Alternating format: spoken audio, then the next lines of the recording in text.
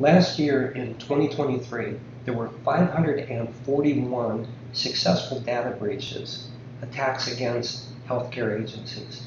Now keep in mind the Department of Health and Human Services requires that any data breach affecting 500 or more records must be reported. So 541 were reported last year. That's an average of 1.5 every single day. And a total of 1.6 billion records were stolen. Now, why do you care is the question, right? As long as you have identity theft protection, LifeLock, Aura.com, whatever that might look like, being aware, being notified that your data has been stolen, may be available on the dark web, yeah, is that enough? I don't think it is. So we're going to talk about that today, but let's first talk about the overall industry impacts. Let's look at, for example, HCA Healthcare. 11 million people were affected across their hospital network of 182 hospitals, 2,300 total healthcare sites.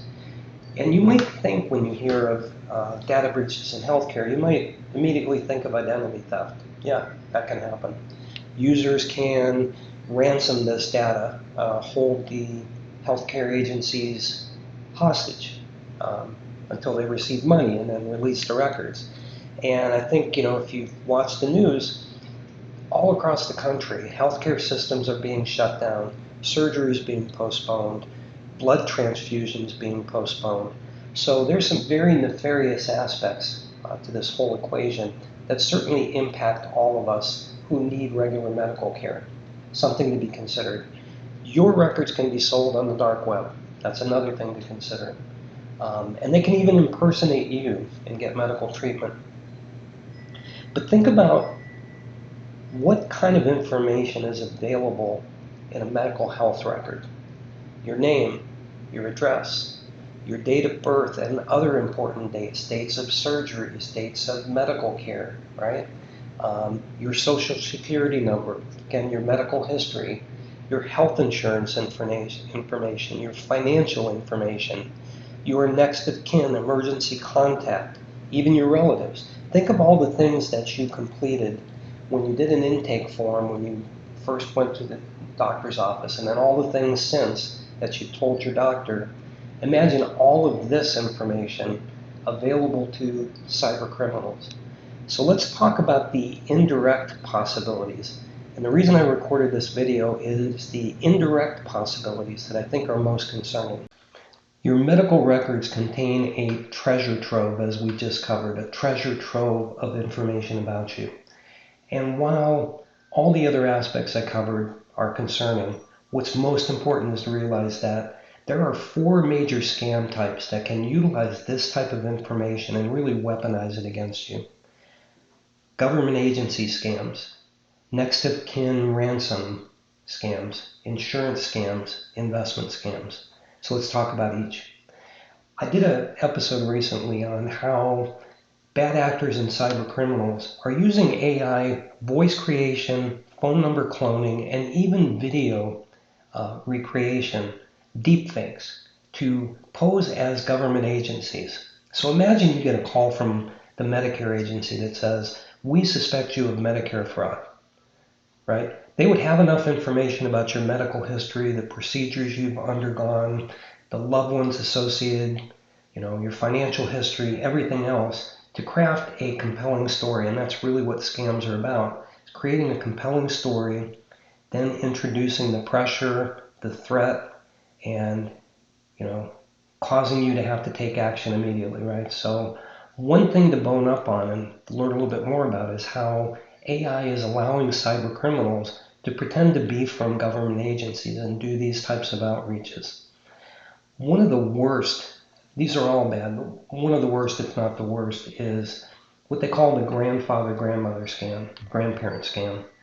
And the way that this works is, if they know the name of your child or your grandchild, you get a call, very convincing call from a detective, police officer, attorney, saying, "We have your loved one in custody, and they did a very serious thing." It's not uncommon, and this is going to blow you away, and it's just disgusting.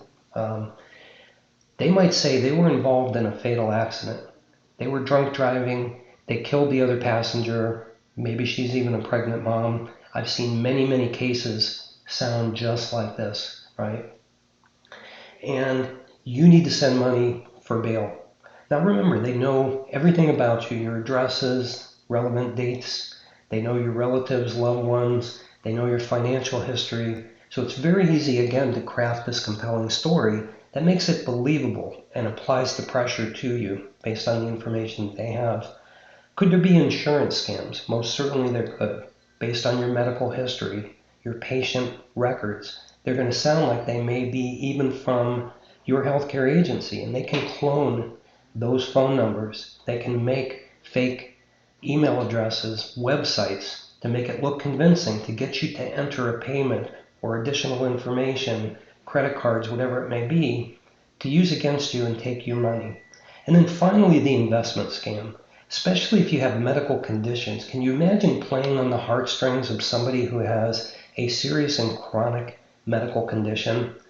Scammers are using this type of information to craft their stories, to make them believable, to give them credibility about the things that they know about you, so they can use them against you. Many of the episodes I've done have covered how to protect yourself. But I wanted to record this video just to raise awareness on why this is something we need to pay attention to. Please take the time to educate yourself further on how these scams are enacted, what these scammers do to make initial contact with you, how they position themselves in their stories to make themselves believable, and most importantly, in many of the episodes I've recorded, how to keep yourself safe and protect yourself using sound cybersecurity practices. So listen, when there's a healthcare data breach, I hope you'll pay a little more attention tomorrow than you may have today. With 1.5 happening every single day, it's very easy to tune out.